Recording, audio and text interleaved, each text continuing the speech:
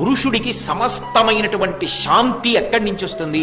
పురుషుడికి శాంతి స్థానము భార్యయే.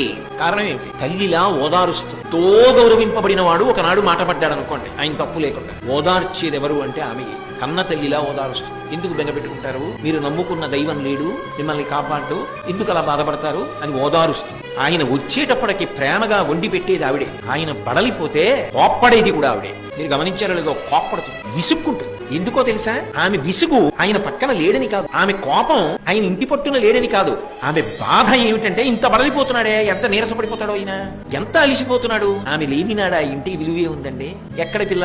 ఎక్కడో పుట్టిన పిల్ల, కానీ ఇక్కడికి వచ్చి అంతటి ప్రేమైకమూర్తి. పురిటిలో బతుకుతుందో బతకదో ఎవరికి తెలుసు, కానీ ఆయనకో కూతురినిచ్చింది, ఆయనకో కొడుకునిచ్చింది, ఆయనని తండ్రిని చేసింది, ఆయన తండ్రిని తాతని చేసింది, వంశం నిలబెట్టింది. ఆయన వృద్ధుడైపోయిన తర్వాత కొడుకు చెయ్యి పట్టుకుని ఆసరా పొందాడు, కొడుకుతో కలిసి అన్నం తిని సంతోషపడ్డాడు, కూతుర్ని